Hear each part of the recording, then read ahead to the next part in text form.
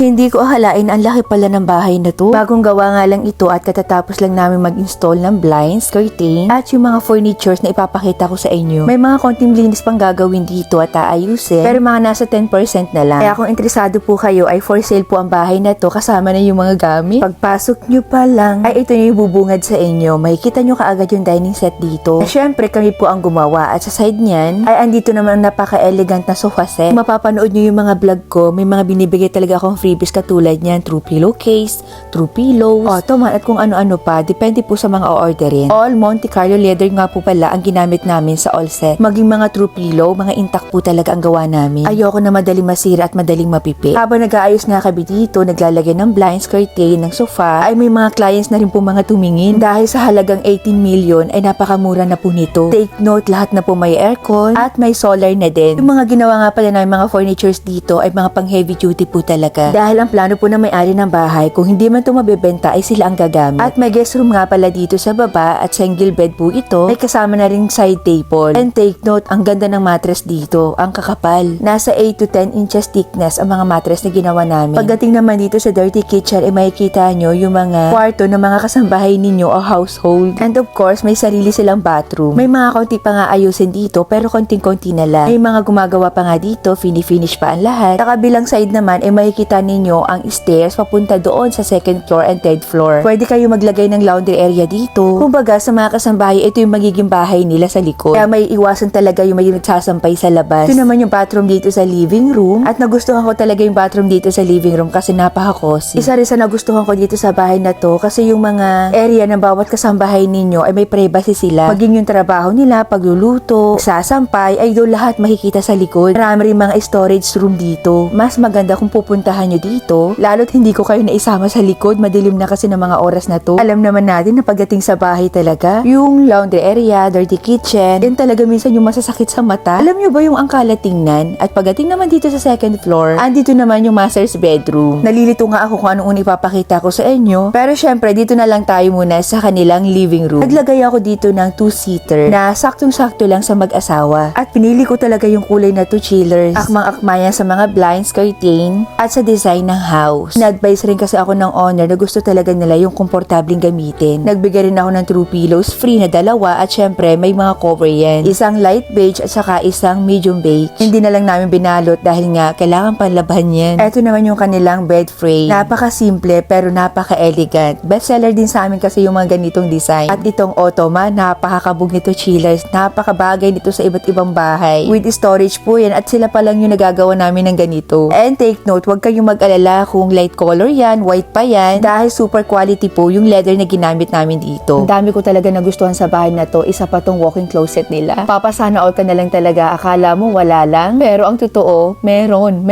Halos kasing laki ng isang room yung kanilang walk-in closet. Dahil na kung marami kang travel, ay nako, sayong-sayo na talaga tong bahay na to. Ewan ko na lang kung hindi mo ma-perfect yung outfit mo bago ka umalis ng bahay. Dahil lahat ng sliding door dito ay naka-mirror. Hindi ka na rin mahihirap hanapin yung mga gamit mo dahil may ilaw na yan sa loob. Mau-organize mo talaga yung mga gamit mo dito. Maging mga jewelry, bags, lahat. Yung mga babae pa naman, napakagamit natin kaysa sa mga lalaki. At bago kayo pumasok sa powder room, may storage din po dito sa kabilang gilid na hindi mo rin mapapansin, kaya napakalinis talagang tingnan. O ayan, pwede mo rin ipasok yung asawa mo buwangera dyan. Charot lang, binibiro ko lang kayo kasi alam ko naman na nag-enjoy na kayo at interesado na kayo sa panunood. Pero sa mga taong hindi to afford, ay lunok-lunok na lang tayo ha. Sinasabi ko sa inyo, kahit nga maghabulan kayo dito, pwedeng-pwede.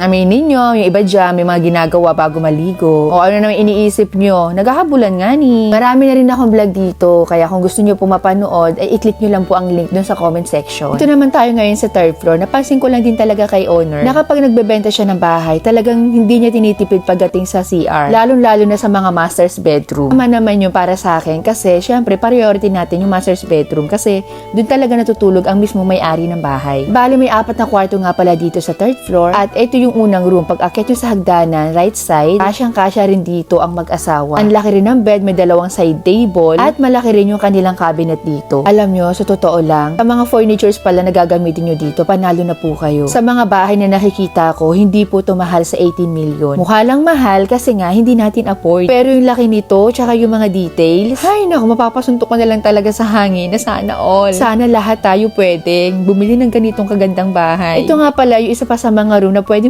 sa mga anak ninyo. Kung hindi nga ito mabibili, ay plano namin gawin tong purple. Dahil yun ang gusto ng apo ng may-ari ng bahay. Pero sa ngayon, ay nakahod lang muna dahil marami nga pong tumitingin dito. Dito naman sa bandang dulo ay may 2 kwarto. Ito yung sa left side. Ayan, napakaganda din. Pwede rin po ito sa mag-asawa. By the way, floating bed nga po pala yung tawag namin sa set na to, banana type. Makakapal yung mga mattress dito at intact na intact talaga. Hindi sobrang lambot at hindi rin sobrang tigas. And of course, hindi mawawala yung bathroom. Siguro pare-pareho tayo dito, no? At marami tayo na nangangarap na kailan kaya tayo magkakaroon ng ganito kalaking bahay at kaganda. And the last but not the least, andito tayo ngayon sa last room. Re-recommend ko to sa mga student or sa mga taong ma-privacy na ayaw ng maingay. Pwede rin dun sa mga maiingay kasi nga, dulong-dulo na to. Mag-ingay ka man dito, mag-video okay ka man. May mga drawers na rin po yung mga bed frame nila. Kaya wala na kayong problema kung saan yung isisiksik yung mga maka-space natin na mga bed cover or accessories na mga bed set natin. Sa mga interesado ay i-PM nyo lang ako. Nasa screen po ninyo ang aking contact number. Mag-iingat po kayo sa mga scammers at sa price naman po ng mga furnitures ay i-PM nyo lang po ako. Dito po sa amin, mura pero hindi basura. Kaya ano pang hinihintay mo? Mag-subscribe ka na. Bye!